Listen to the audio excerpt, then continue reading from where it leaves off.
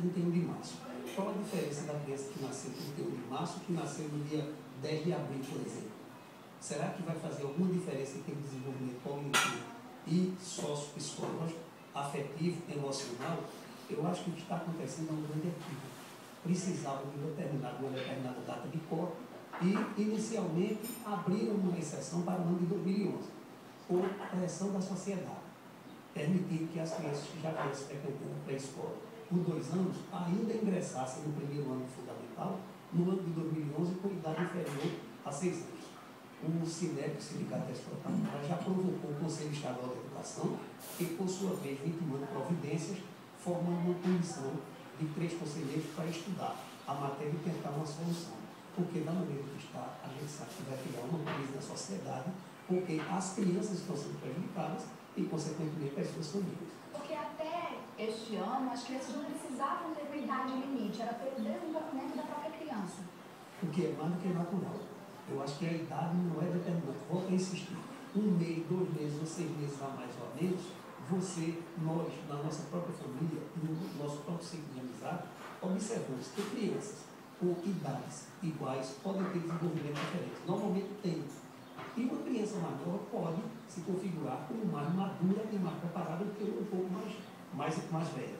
Então, é preciso que se olhe a realidade de cada criança e não apenas dar um corte de idade por determinada idade. Regina, então como é que fica a situação dos pais para conversar com a criança, para dizer, olha, você vai ter que estudar de novo na mesma sala, você vai ver alguns amiguinhos passando de série, mas você não vai passar. Essa é uma situação que eu espero, enquanto pedagoga, que estou em educação escolar há mais de 30 anos, que a gente possa resolver antes do início do próximo ano letivo. Eu acho que as crianças não podem ser vítimas desse equívoco, como bem colocou a Arnaldo. E eu confio de que as pessoas que estão no nosso Conselho Estadual possam, junto ao Conselho Nacional da Educação, rever essa situação. Porque para um pai isso é uma situação quase que absurda. A gente não tem como, enquanto educadoras, dizer isso para uma família. Que mexa na autoestima da criança, que gere um trauma até, que ele vai se entender porque vai ter que permanecer numa sala quando ele já conquistou todas as letras. A gente não tem que se prender à idade. A gente tem que ter consideração com o desenvolvimento social, emocional, psicomotor, cognitivo dessa criança. E as escolas com bom senso, escolas que há anos vêm educando, sabendo que esses diferenciais têm que estar cuidadosamente avaliados, se vê em situações muito difíceis hoje, diante de uma lei que acho que não está assim, contemplando a diversidade natural do ser humano. A gente, quando fala em situações de desenvolvimento infantil, a gente não pode nunca pensar 2 anos e acabou. A gente sempre pensa uma avaliação de 6 meses para menos, uma avaliação de 6 meses para mais. Isso é consensual com os especialistas. Então é importante que a lei contemple essa diversidade. Os seres humanos são distintos e eu estou torcendo para que nosso Conselho Estadual possa reverter essa situação, que está gerando tanta polêmica e tanta intranquilidade nas escolas. Que prejuízos, além desses que a senhora já falou, para a criança e para os pais, pode trazer uma criança que tem 5 anos, 6 anos, ter que refazer as mesmas atividades que já fez e ter uma situação como essa, alguns amiguinhos passando de série e ela não só por causa da data de nascimento? Claro, isso não tem se explicado para a criança. Para ela tem todos os seus vínculos construídos com sua turma. Os pais, inclusive, também alegam, que não é o mais importante, mas é fato, a situação financeira. A criança está pronta.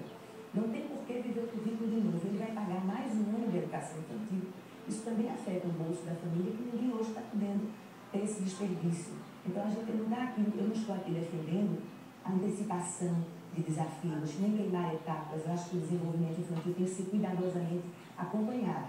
Mas ele não pode ser atropelado por um referencial que é importante, a idade é importante, mas ela não é definidora.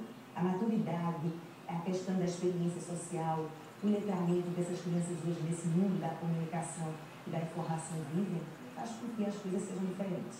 Ô professor, e no caso de alguns pais que estejam se sentindo prejudicados porque a criança nasceu 3 dias depois do 31 de março, por exemplo, dia 3 de abril, o que o pai tem que fazer? 3 dias, 2 meses ou 6 meses, ou seja lá o tempo que for.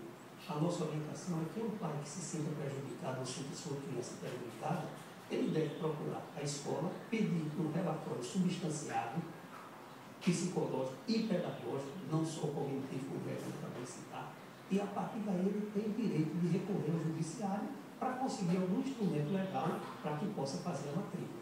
No momento em que ele tem um instrumento legal, Uma liminar, por exemplo. Exatamente, as escolas estarão obrigadas a fazer matrícula. Professor, muito obrigada pelas orientações. Eugênio, obrigada também pelas informações. A gente fica acompanhando, então, o desenvolvimento dessa história. Bom dia para vocês. Muito obrigada. Bom dia. O Recife recebe no próximo